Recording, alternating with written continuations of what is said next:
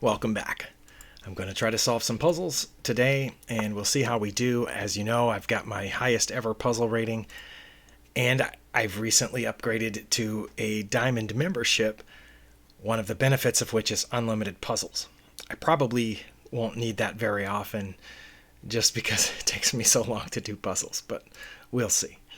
Okay, in this position, whoa, there goes my logo. All right, that's pretty cool. In this position, I do have a check.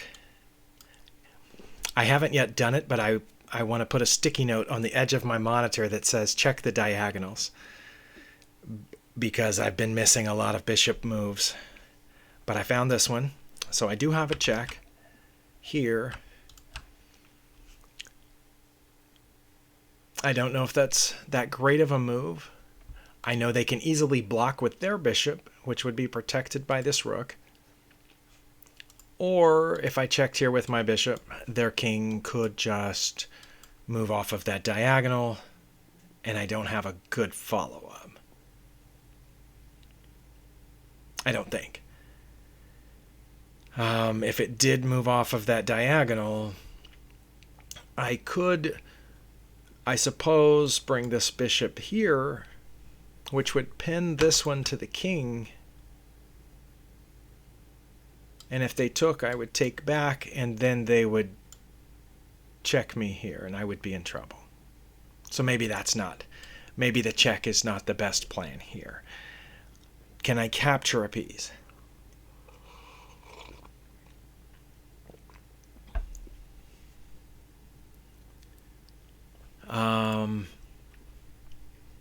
I mean, I can capture the bishop. They can capture back.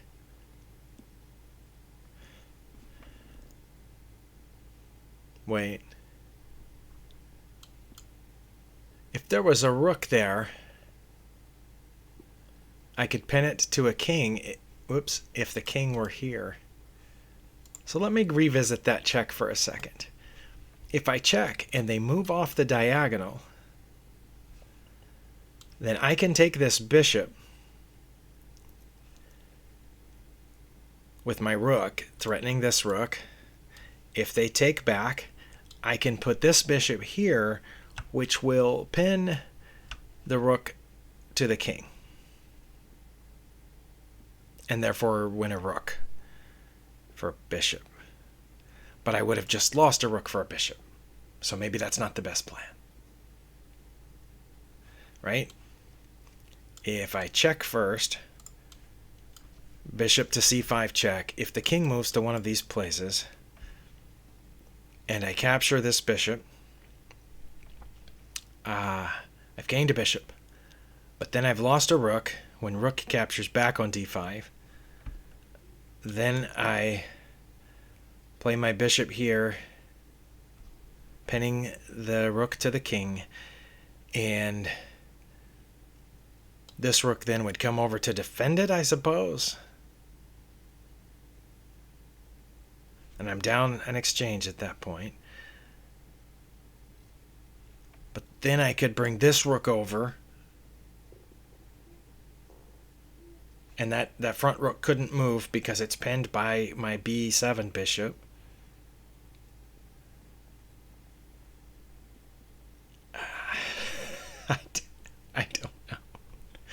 I don't know if any of that's good.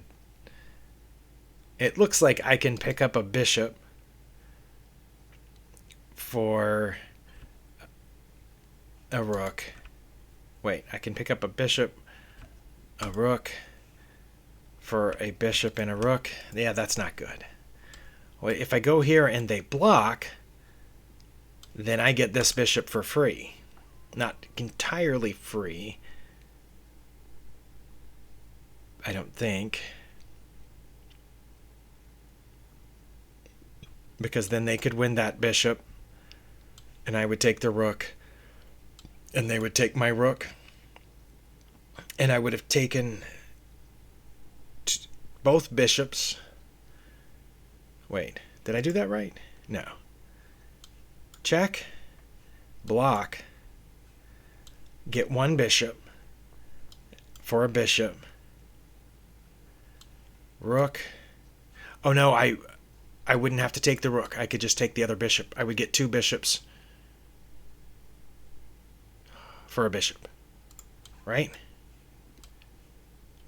Let's see. First they would block. I would win a bishop. They would get a bishop, and I would get the other bishop, I think, if they blocked. If they blocked, I should be able to get 2 bishops for a bishop or just 1 bishop for free.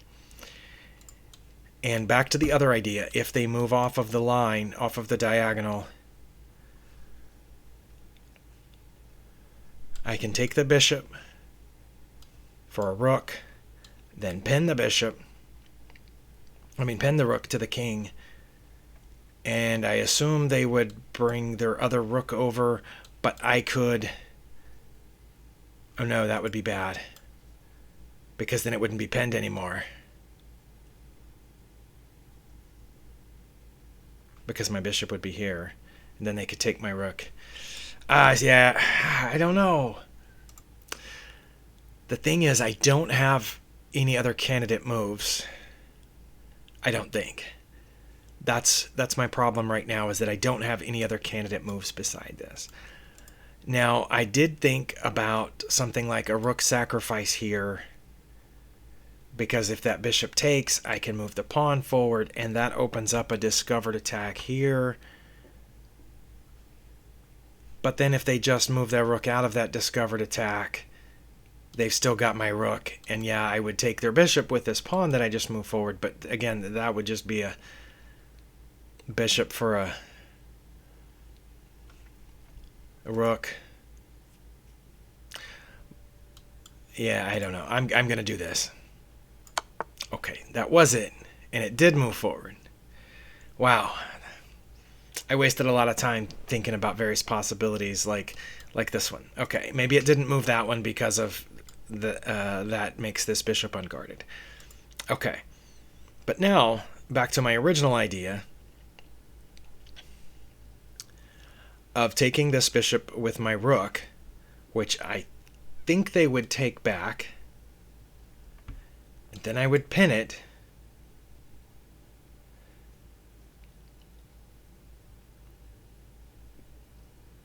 I assume. But then in that case, wouldn't they just move the other rook over? But then I would take the rook, they would take the rook, and I would take the rook. I think that's... No, I wouldn't, because I don't have another rook right here. Right? Okay, there's no... Now I've lost the rook on the d file. Pin, they move their second rook over. At that point, then I would move this rook over. And they still can't move the front one. So then what would they do? They would do something at that point. So I don't know if taking that's best. I'm pretty sure it's not best to take here. I mean, you know what I'm saying, to pin the bishop to the king, because this bishop can just take mine. And yes, then I could take their rook, and they would take my rook, but then I would take their bishop, but then they would check me, because all my rooks would be either gone or off the back rank. I would move up, and then they would move this pawn forward and check me with the discovered attack from their dark squared bishop, and then I would have to go out, whoops, I would have to escape this way, and then they would check me, and I'd have to escape this way. That gets pretty nasty. So I think I just take the bishop first. That was it.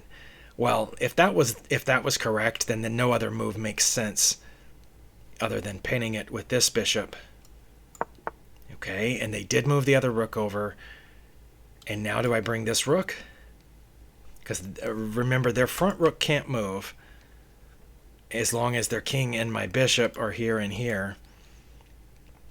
So I bring my other rook, and they can't put another defender on that. They can do something else, I'm not sure what. When they do something else, then I take that. They take, and I get both their rooks, I think. And I'm up a rook at that point, I think.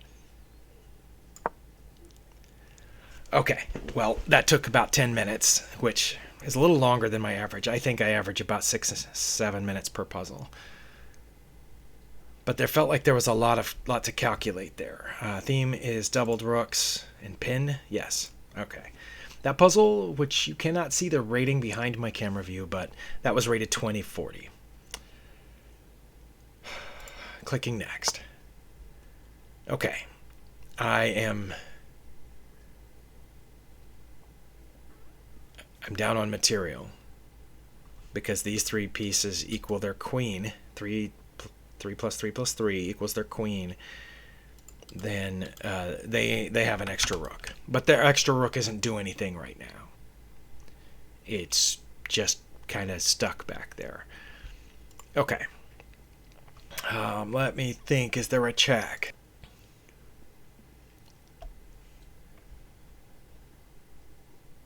There is a check.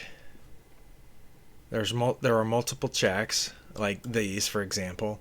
That one, I think, just loses a bishop. But this check is protected by this knight. The king cannot come this way. I like this one. The king cannot come this way because of my e6 knight. So it would have to go this way or this way. If it went up to h7, I would have this check protected also by the e6 knight. And then the king would end up at h8 anyway.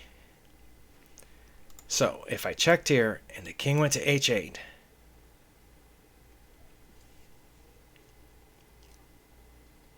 then what do I have?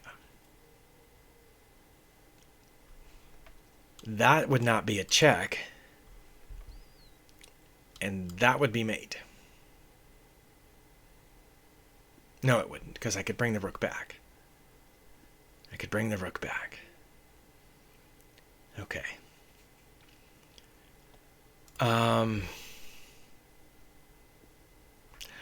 Also, I noticed this knight is unprotected, in danger of being taken right now. This move would not only be a check, but it would protect that knight. That's one reason I'm leaning toward that. And again, if the king moved to h7, then I have a follow-up check on g7. And if the king went to h8 is my problem right now, because I can't follow up check with this knight move because the bishop is sitting there. So, and again, I can't follow here because that's not a check. I mean, I could follow there just to get rid of that pawn.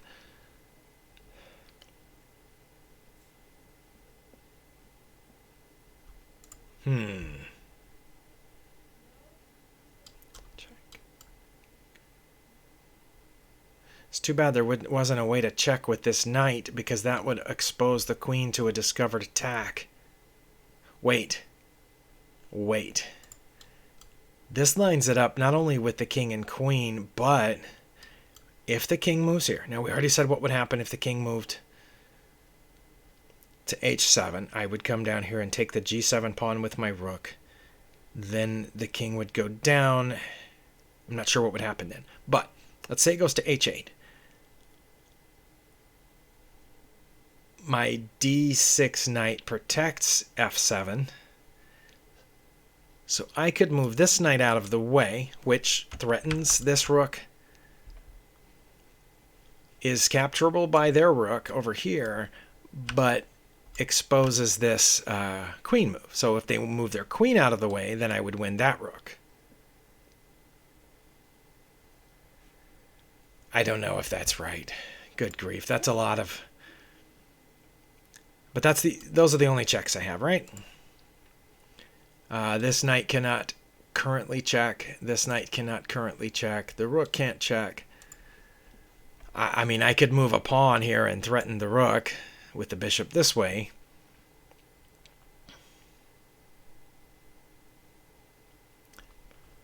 But I could capture this, but then that knight falls, right?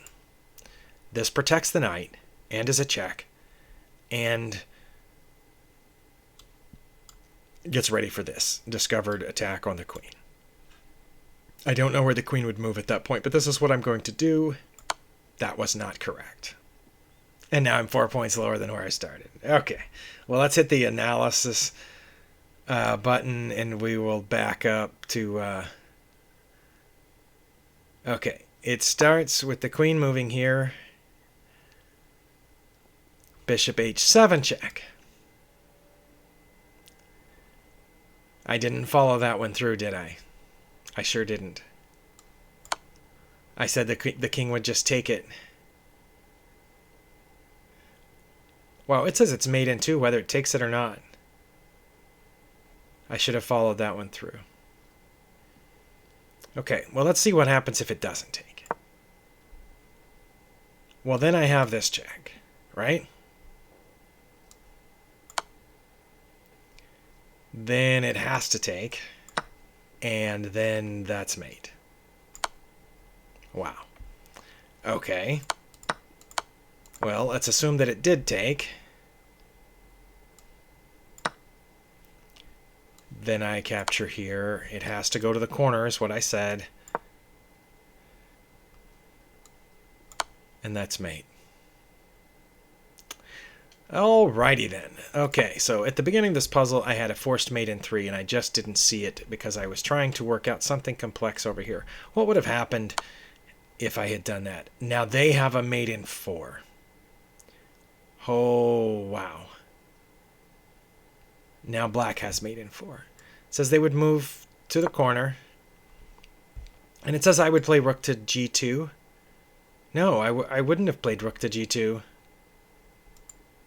I thought we discussed that. We discussed that I would put my knight here. Why would that be bad? Oh, good grief! I missed this.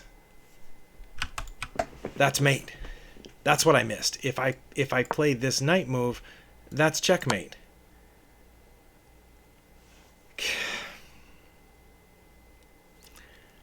Oh man. All right. Well, I think I have enough time for one more puzzle. I might as well, right? I'm already lower than where I started. So let's do one more and see if I can gain. If I gain 5 points for it, that will put me 1 point above where I started. My goodness.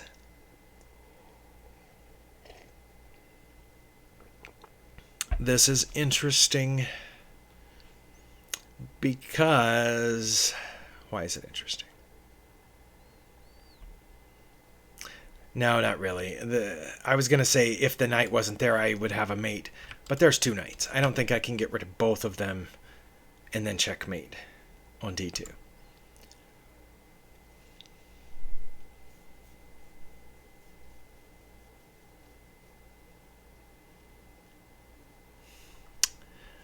I notice that I can't move this knight. It is pinned to my king. I'm guessing white has a plan of something like this, possibly. Don't know. I noticed that that's weird. Oh no, for a second I thought they had just moved their bishop, but no, they've just moved this pawn forward, which forks these 2 pieces. Why is that such a blunder? And I know it is probably a blunder because that's how so many of these puzzles start off, is the other side had an advantage or an equal position, but their first move of the puzzle is a blunder for the opponent, so it gives you the opportunity. I have a safe check here, but I would have had that even before this pawn move. I also have a capture on b2. Free pawn, winning the rook.